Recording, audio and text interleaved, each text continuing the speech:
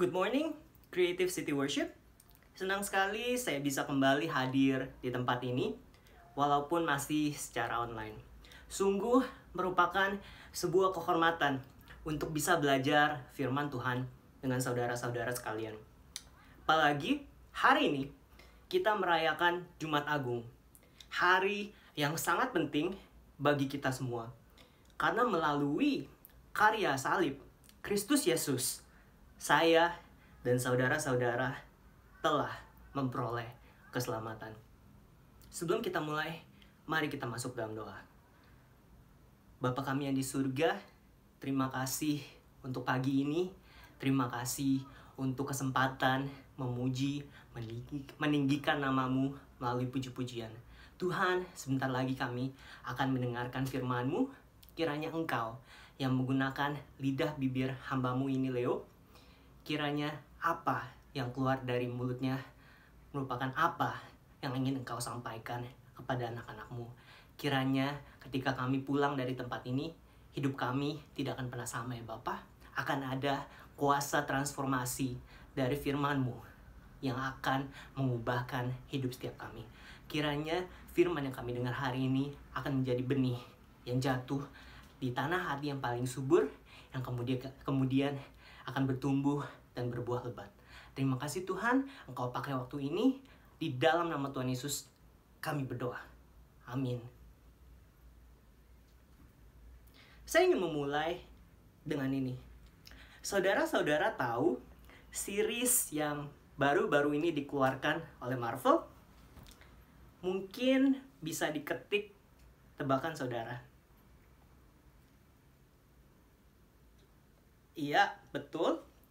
Ada The Falcon and the Winter Soldier. Namun, jawaban yang saya cari adalah WandaVision. Siapa yang udah selesai nonton? I see your hand. By the way, khotbah ini mungkin mengandung spoiler alert ya. Mohon maaf. Enggak. Itu saya cuma bercanda kalau spoiler alert. Saya udah sangat berhati-hati memilih bagian cerita yang mau saya share hari ini.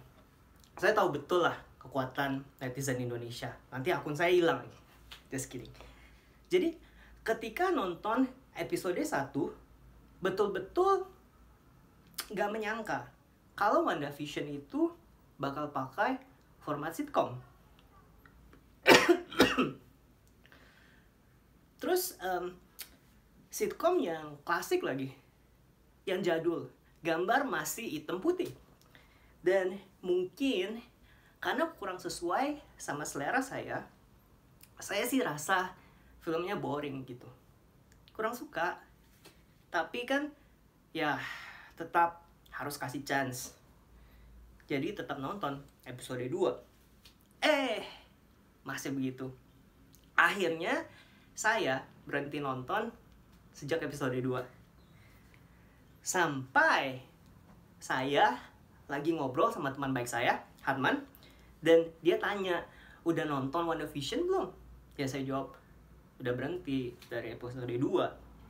Dan dia bilang, dari episode 3 harusnya juga udah seru banget. Terus episode 4 bakal bahas blip.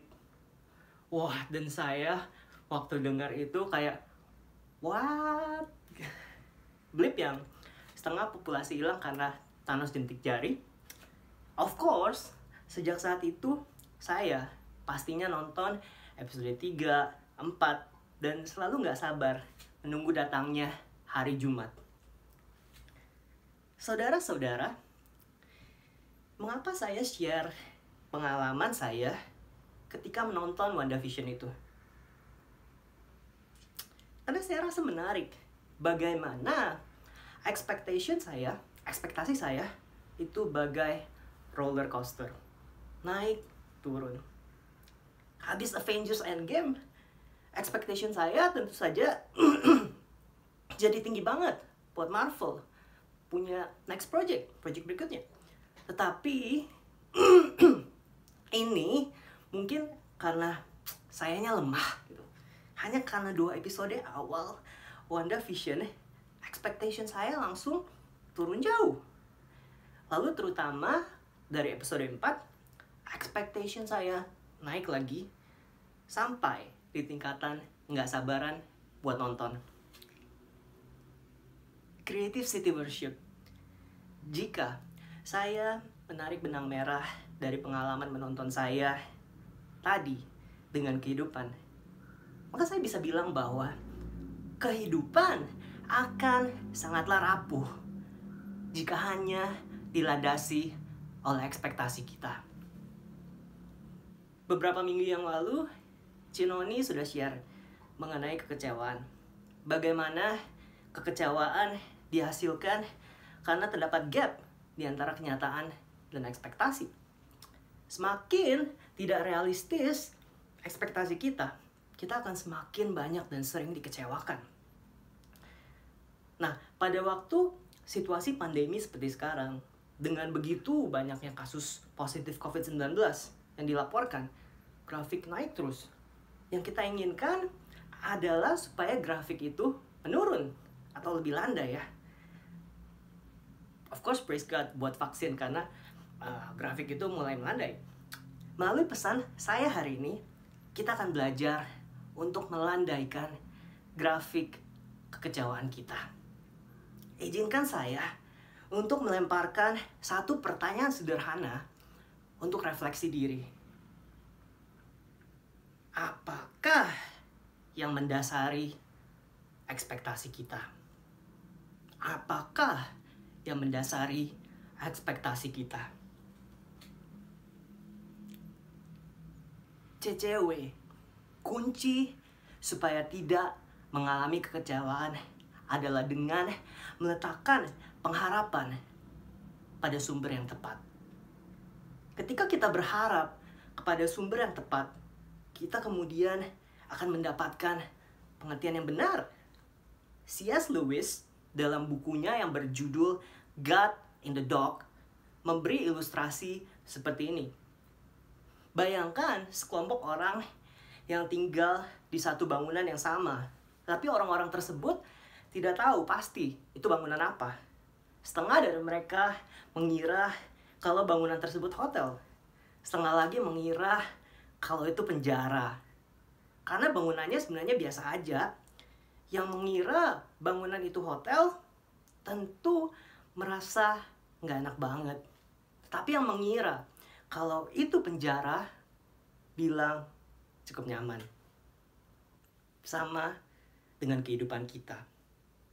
Bagi orang yang mengira kalau dunia diciptakan demi kebahagiaan kita, tentunya akan merasa nggak enak banget. Tetapi bagi orang yang berpikir kalau dunia adalah tempat di mana kita bisa mengalami pertumbuhan rohani melalui waktu baik maupun buruk, dunia ya nggak begitu jelek. Not so bad.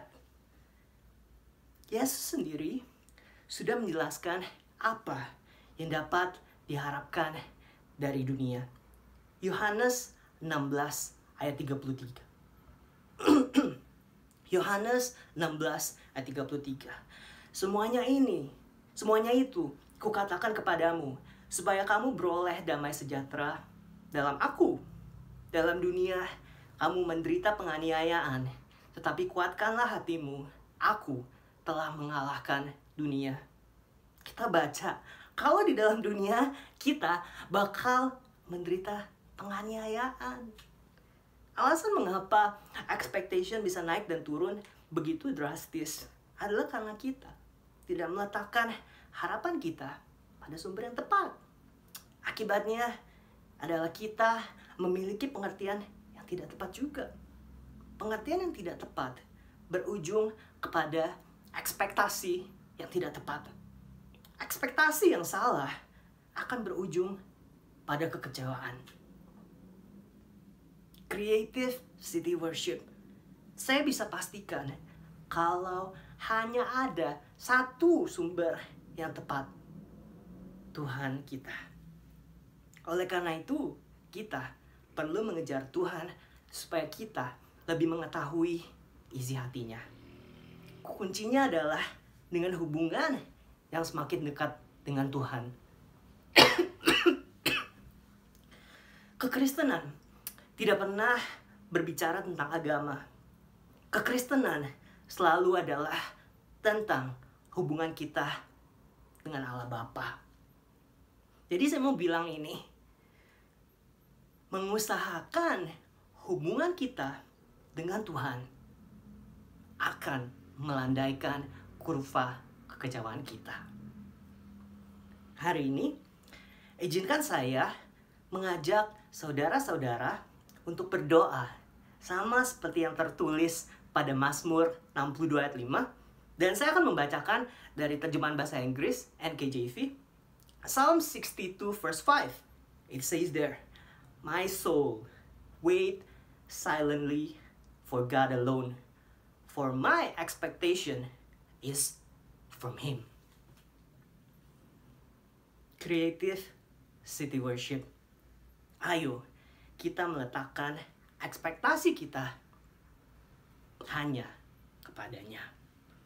Apakah mudah? Tentu tidak. Lagi pula, kita memiliki latar belakang dari leluhur kita. Manusia pertama, Adam, yang mencoba menjadi seperti Allah. Reaksi alami kita mungkin berharap kepada pemikiran kita sendiri. Untuk dapat meletakkan pengharapan kita di dalam Tuhan, kita harus terlebih dahulu memiliki sebuah hubungan. Saya menemukan quote yang bagus tentang hubungan, relationship, dari seorang penulis dari Amerika Serikat bernama Bell Hooks yang bilang begini.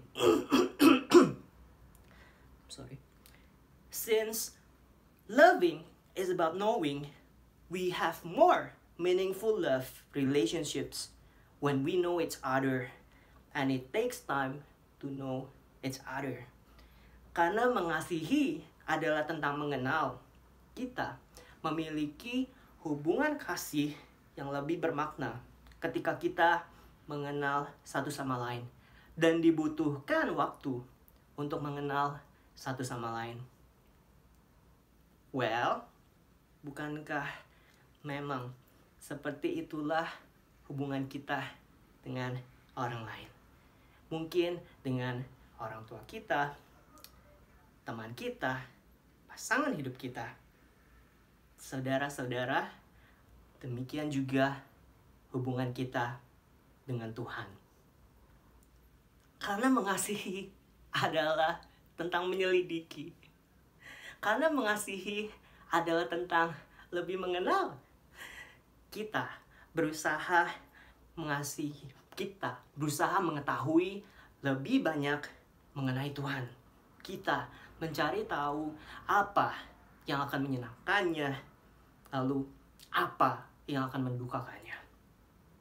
Dan semuanya ini dapat dimungkinkan lewat firman-Nya. Yohanes 1 ayat 1 dikatakan di sana, pada mulanya adalah firman. Firman itu bersama-sama dengan Allah, dan firman itu adalah Allah. Tuhan Yesus juga berkata bahwa manusia hidup bukan dari roti saja, tetapi dari setiap firman yang keluar dari mulut Allah. Sama seperti kita tidak bisa hidup tanpa makan, kita juga tidak dapat hidup tanpa merenungkan firman. Lalu kita lihat, kalau analogi milik Tuhan Yesus adalah tentang makan, tentu saja makan adalah aktivitas yang tidak dapat diwakilkan oleh orang lain. Saya tidak bisa makan untuk saudara. Saya tidak bisa kenyang untuk saudara. Harus saudara sendiri yang melakukan. Demikian juga halnya dengan firman. Kita sendiri yang membaca firman dan menerima wahyu dari Allah Bapa, supaya kita bisa terus bertumbuh. Creative City Worship. Sekiranya apa yang sudah sejauh ini saya sampaikan mampu menggugah keinginan saudara untuk terlebih lagi mencari firman-Nya. Dan dengan ini, saya selesai dengan introduction saya. Sekarang kita akan mulai membaca dari kitab Matius pasal 16 ayat 21 sampai 23. Matius 16 ayat 21 sampai 23. Saya bacakan. Sejak waktu itu, Yesus mulai menyatakan kepada murid-muridnya bahwa ia harus pergi ke Yerusalem dan menanggung banyak penderitaan dari pihak tua-tua, imam-imam kepala, dan ahli-ahli Taurat, lalu dibunuh dan dibangkitkan pada hari ketiga. Tetapi Petrus menarik Yesus ke samping dan menegur dia. Katanya, "Tuhan, kiranya Allah menjauhkan hal itu. Hal itu sekali-kali tak akan menimpa engkau." Maka Yesus berpaling dan berkata kepada Petrus, "Nyala iblis, engkau suatu batu sandungan bagiku.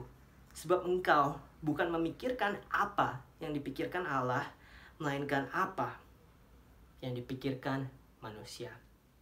Halo, apa yang kita pelajari di sana? Saudara-saudara, pengetahuan yang tidak tepat akan menjadikan kita batu sandungan. Pengetahuan yang tidak tepat akan menjadikan kita batu sandungan. Keras sekali loh teguran Tuhan Yesus untuk Petrus di sana. Bahkan sampai dibilang, "Hanyalah iblis." Tapi saudara-saudara, rencana baik menurut Petrus adalah untuk Tuhan Yesus menghindari kematiannya. Rencana baik menurut Tuhan Yesus adalah untuk dirinya melaksanakan kematiannya. Kita lihat perbedaannya di sana. Jadi untuk Petrus, Tuhan Yesus jangan mati. Apakah itu sebuah motivasi yang baik dari Petrus? Iya. Dia tidak mau gurunya menderita, mungkin. Tetapi, apakah itu benar? Jawabannya tidak. Kita tahu bahwa hanya dengan karya salib Kristus, saya dan saudara-saudara bisa diselamatkan pada hari ini. Hari ini kita bisa bilang Good Friday dari sebuah peristiwa penyaliban hanya karena Tuhan Yesus melakukan apa yang dipikirkan Allah, bukan apa yang dipikirkan manusia. Good Friday is actually good karena Kristus menunjukkan kasih-Nya yang besar untuk manusia dan membeli untuk kita semua segala berkat. Ada amin?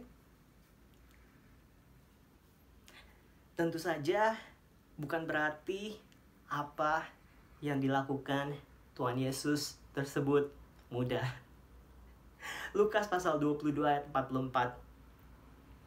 Dikatakan di sana, ia sangat ketakutan dan makin bersungguh-sungguh berdoa.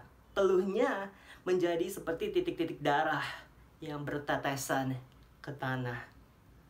Tuhan Yesus bukannya ketakutan, tetapi sangat ketakutan. Peluhnya menjadi seperti titik-titik darah. Salah satu hal yang bisa dipelajari dari teladan Tuhan Yesus melalui ayat tersebut adalah hal ini. Semakin kita ketakutan, semakin bersungguh-sungguh kita berdoa. Semakin kita ketakutan, semakin bersungguh-sungguh kita harus berdoa. Berapa dari antara kita yang mampu berkata demikian? Yang terjadi justru semakin kita takut, semakin kita mencoba mengubur ketakutan kita dengan benda-benda lain. Mungkin ada yang takut dengan hari esok, lalu ditutup dengan minum-minum, pornografi, atau bahkan entertainment. Contoh Netflix. Saya sangat yakin kalau bahkan dengan free subscription Netflix, Disney Plus, apalagi HBO Go, Prime Video, dan lain-lain, jika Tuhan Yesus ada di zaman sekarang, Dia akan tetap memilih untuk berdoa. Ada quote dari seseorang bernama Dorothy Bernard. Ini aktris Amerika zaman dahulu kala. Dia bilang begini, "Courage is fear that has said its prayer." Courage is fear that has said its prayers. Keberanian adalah ketakutan yang telah mengucapkan doanya. Kita takut, yang mana itu sangat manusiawi. Tetapi kita berdoa hingga keberanian itu muncul. Saudara-saudara, listen to this. Struggle is a call for more intensity in our prayer. Struggle is a call for more intensity in our prayer.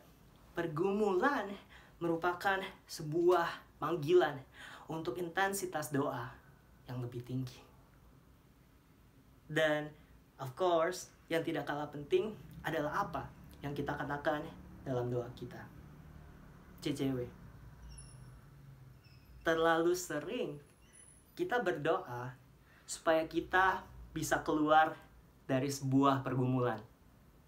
Padahal doa kita seharusnya adalah supaya Tuhan masuk ke dalam pergumulan tersebut. Terlalu sering kita berdoa supaya kita bisa keluar dari sebuah pergumulan, padahal doa kita seharusnya adalah supaya Tuhan bisa masuk ke dalam pergumulan tersebut. Bukan tentang Anda yang terlepas dari situasi Anda, melainkan Tuhan yang hadir dalam situasimu. Dan dari situlah pengharapan akan muncul. Notice, sumber yang tepat, pengharapan yang tepat. Jesus is all we need. Kemudian dari ayat yang tadi kita baca, kita melihat seberapa sulit pergumulan Tuhan Yesus. Tetapi pergumulan tersebut tidak menghentikannya. Setelah doa, juga bukan berarti salib diluputkan dari Tuhan. Ingat, Kristus Yesus adalah 100% Allah dan 100% manusia. Sebagai 100% manusia, saya hanya bisa tahu kalau rasa takut itu mungkin tetap ada. Mungkin bercampur bersama dengan perasaan-perasaan lainnya.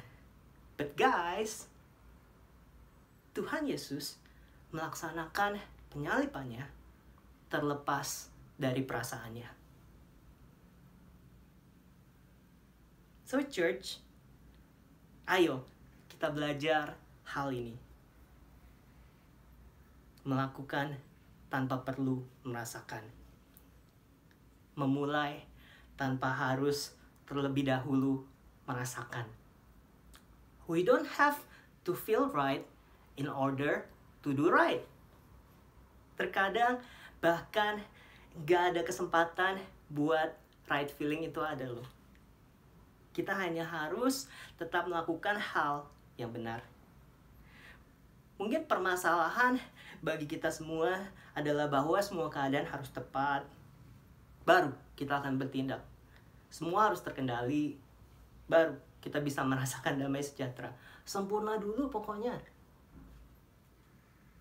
Tapi saudara-saudara, saya ingin kembali mengingatkan, in the midst of troubles, peace can still be found in Jesus. Walaupun kita berada dalam banyak masalah, damai sejahtera tetap dapat ditemukan di dalam Yesus. Damai sejahtera bukan berarti kita tidak memiliki masalah. Damai sejahtera berarti kita tidak dikuasai masalah. Karena kita punya Tuhan yang lebih besar dari setiap masalah kita.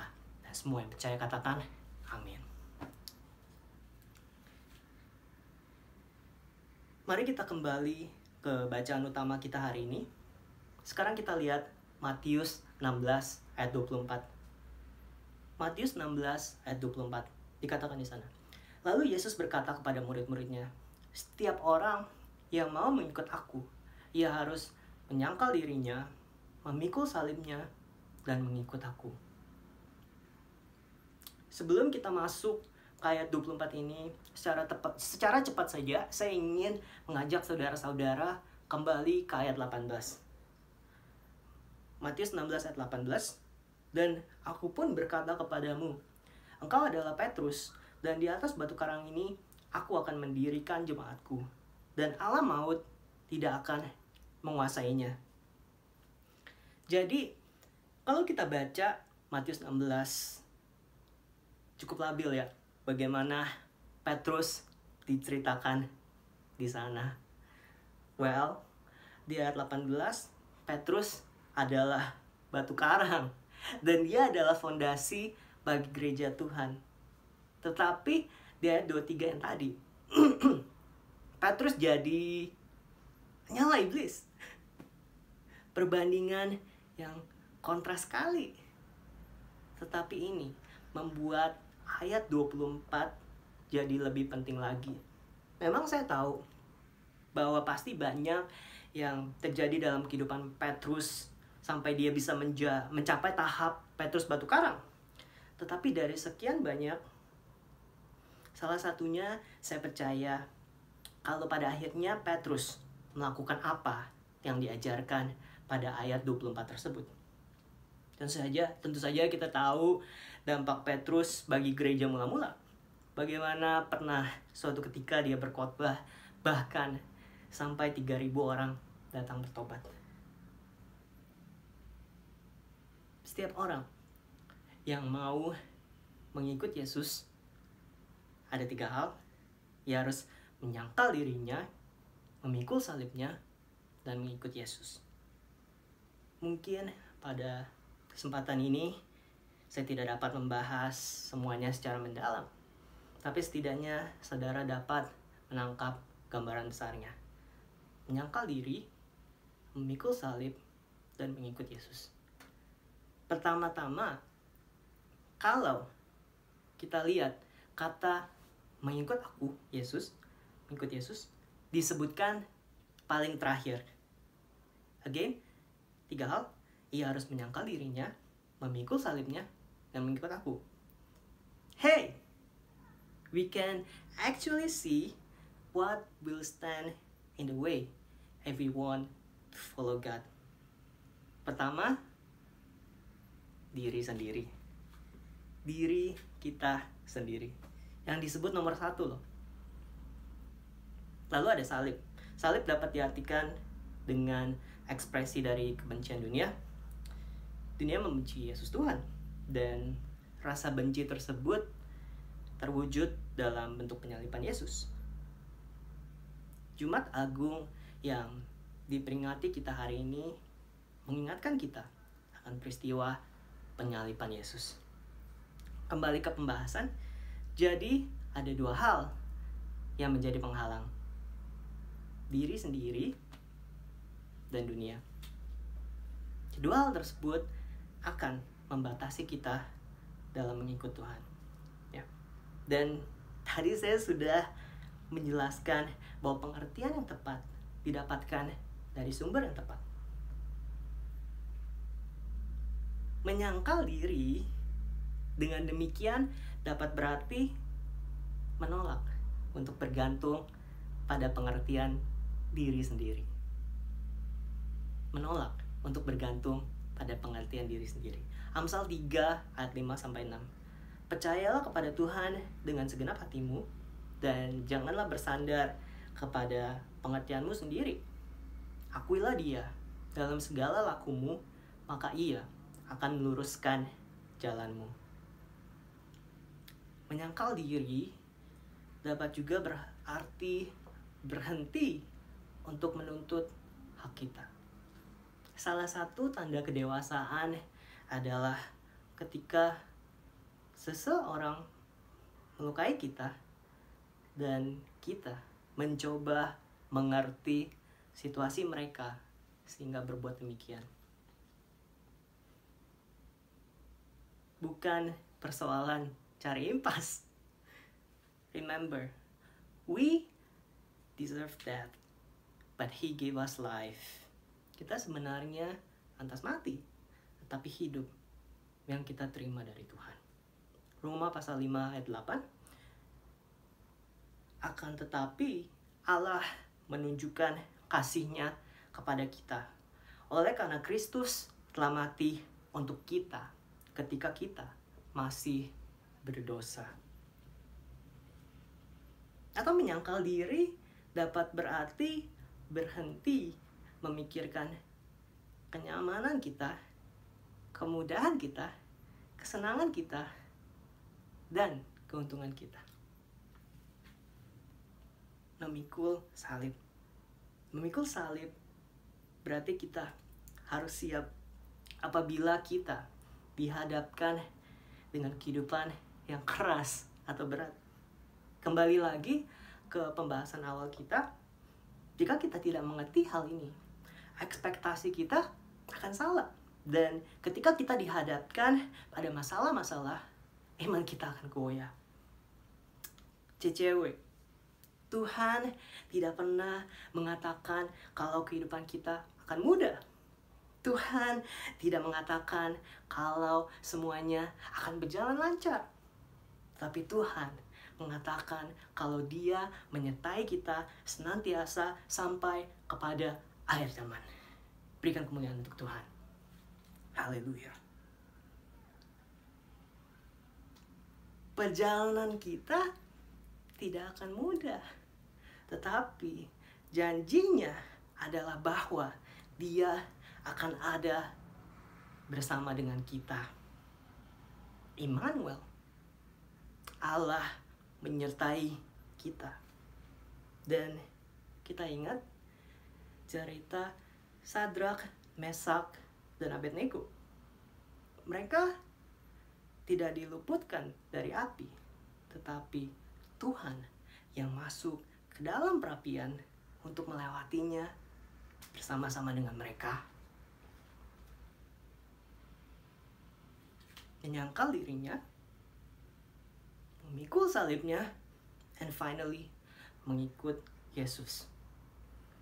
Hari ini kita dapat memperingati Jumat Agung. Mengapa? Kristus Yesus adalah alasannya. Hari ini mungkin hanya karena Dia taat. Kristus Yesus adalah teladan sempurna dari sebuah ketaatan. Ketaatan Kristus Yesus seharusnya merupakan ketaatan dari setiap orang Kristen, dari setiap orang percaya, dari saudara-saudara dan juga saya. Creative City Worship. Dalam kehidupan kita, mari kita selalu mengejar ketaatan Yesus. Ayo kita mengikut Yesus. Dan semua yang percaya katakan amin. Church, kita semua pasti pernah merasakan bagaimana rasanya terkurung dalam kekecewaan. Mungkin kita mau move on, tetapi pikiran kita akan bilang, mengapa nggak adil banget sih buat kita? CCW, renungkan pertanyaan berikut. Dari mana kita mendasarkan pengharapan kita? Apakah orang lain? Keadaan? Semuanya itu tidak dapat kita kendalikan. Bagaimana kita bisa melandasi pengharapan kita pada sesuatu yang tidak bisa kita kendalikan? Padahal bahkan pada sesuatu yang kita bisa kendalikan saja, kita masih bisa kecewa. Contohnya diri kita sendiri. Jangan bicara tentang orang lain dulu.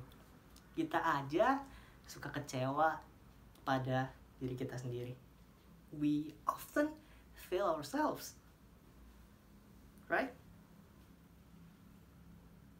The only person that will never fail us is Jesus Christ. The only person that will never fail us is Jesus Christ. Pribadi yang tidak akan pernah mengecewakan kita semua adalah Kristus Yesus. So, mengapa kita tidak berpegang kepada Dia? Mengapa kita tidak mencoba memahami Dia dengan lebih dalam lagi? Dan sesungguhnya kita dapat semakin memahami Dia melalui firman-Nya. Pemahaman yang salah akan berujung kepada ekspektasi yang salah. Ini terjadi kepada Petrus. Kita lihat bagaimana dia mencegah Yesus untuk mengejar penyalipannya. Tetapi dengan sebuah perjalanan panjang, dengan menyangkal diri dan memikul salib, kita tahu bahwa Rasul Petrus kemudian menjadi seorang rasul yang luar biasa, yang sangat dipakai oleh Tuhan. Sama seperti transformasi yang terjadi dalam kehidupan Rasul Petrus, hal ini dapat terjadi dalam kehidupan kita semua. Selama kita tidak pernah menyerah untuk mengikut Yesus. Haleluya. Amin. Bapa di surga, terima kasih untuk pagi ini. Hamba-Mu selesai menyampaikan firman, tetapi kiranya firman akan senantiasa bekerja di dalam kehidupan jemaat-Mu ya Bapa. Bapa, kiranya kami akan meletakkan pengharapan kami di atas sumber yang tepat, yaitu di dalam-Mu saja ya Tuhan. Kiranya kami akan semakin mengenal Engkau, kami akan semakin memahami Engkau, dan kami akan semakin cinta akan firman-Mu. Terima kasih Tuhan Yesus, kiranya dalam kehidupan kami tidak akan jemu-jemu untuk mencari Engkau. Tuhan, kami akan belajar untuk menyangkal diri, memikul salib, dan mengikut Engkau. Tuhan, kalau sebentar lagi kami akan pulang dari ibadah ini, kiranya Engkau berkati kami semua, berkati waktu yang akan kami spend bersama orang-orang yang kami cintai. Berdoa kiranya hari kami akan produktif, dan Tuhan, kita akan membawa api yang kita terima dari pembahasan hari ini ke kehidupan kami, Bapak, sehingga kami akan menjadi berkat bagi orang-orang di sekeliling kami. Tuhan, kami letakkan kehidupan kami hanya ke dalam tangan-Mu. Di dalam nama Tuhan Yesus, kami sudah berdoa. Amin. Perjamuan kudus, saya mengundang saudara-saudara untuk mempersiapkan roti dan anggur. Lalu kita akan sama-sama membaca pengakuan iman rasuli dan doa Bapa kami. Pengakuan iman rasuli.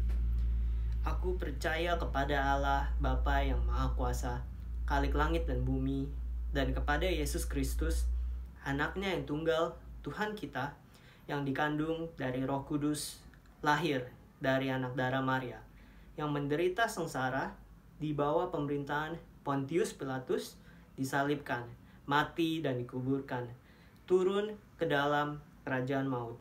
Pada hari yang ketiga, bangkit pula dari antara orang mati, naik ke sorga, duduk di sebelah kanan Allah, Bapa yang Maha Kuasa. Dan dari sana Ia akan datang untuk menghakimi orang yang hidup dan yang mati. Aku percaya kepada Roh Kudus, gereja yang kudus dan am, persekutuan orang kudus, pengampunan dosa, kebangkitan tubuh, dan hidup yang kekal. Amin. Tuhan Yesus juga mengajarkan murid-muridnya doa Bapa kami. Mari kita ucapkan sama-sama. Bapa kami yang di surga, dikuduskanlah nama-Mu, datanglah kerajaan-Mu. Jadilah kehendak-Mu di bumi seperti di sorga. Berikanlah kami pada hari ini makanan kami yang secukupnya, dan ampunilah kami akan kesalahan kami, seperti kami juga mengampuni orang yang bersalah kepada kami.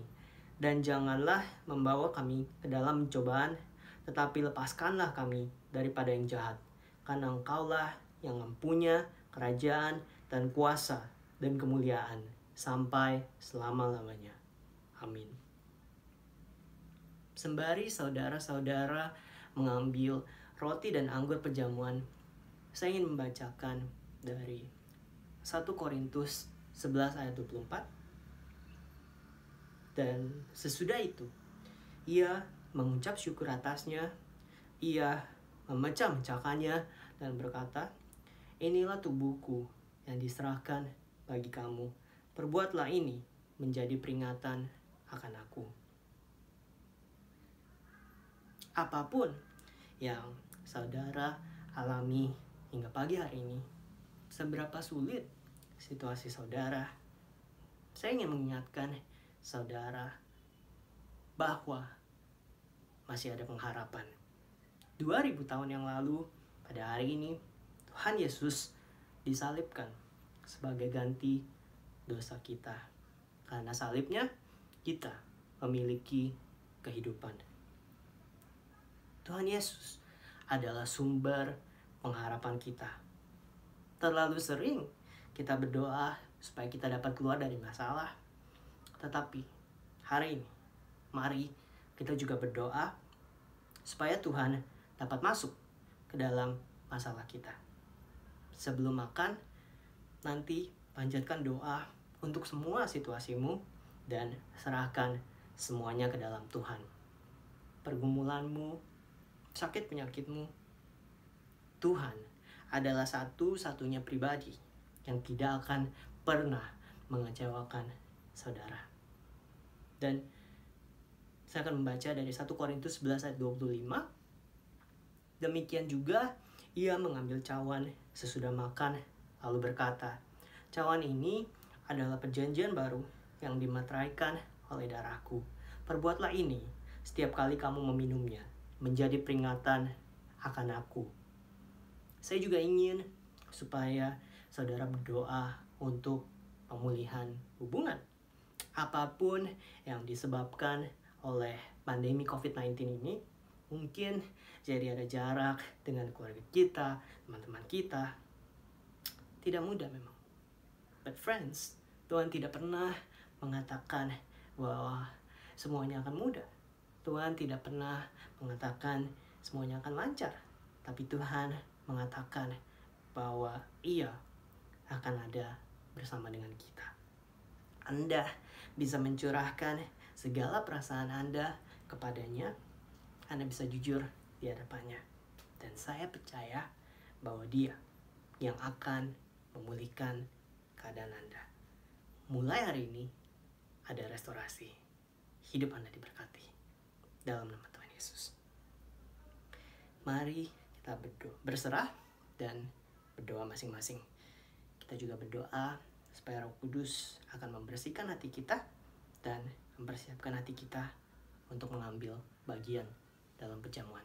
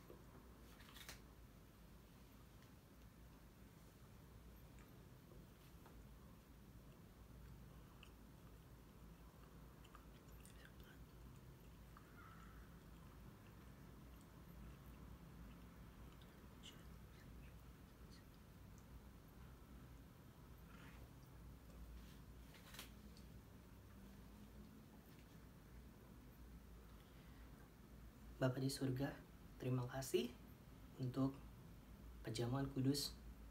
Tuhan, terima kasih untuk ketaatan yang Engkau tunjukkan dalam kehidupanmu. Terima kasih untuk salib-Mu ya Bapa. Kalau hari ini kami dapat hidup, Tuhan, kami berdoa supaya kami senantiasa bisa menjadi lebih serupa dengan Engkau. Tuhan, kami percaya dengan kuasa perjamuan kudus. Dan ini bukan sekedar roti, ini bukan sekedar anggur, tapi ini adalah tubuh dan darah-Mu yang telah dicurahkan bagi kehidupan kami. Tuhan, kami percaya akan ada penyembuhan. Kami percaya akan ada pemulihan dalam kehidupan kami. Tuhan, kami percaya bahwa hidup kami juga akan senantiasa progres ke level yang berikutnya Bapak. Kami akan senantiasa bertumbuh dan bertumbuh. Terima kasih Tuhan Yesus untuk hari ini. Terima kasih, dan hanya di dalam nama-Mu Tuhan Yesus kami telah berdoa. Amin. Terima kasih. Sebentar lagi kita akan ada announcement. So, stay tuned and God bless you. Bye.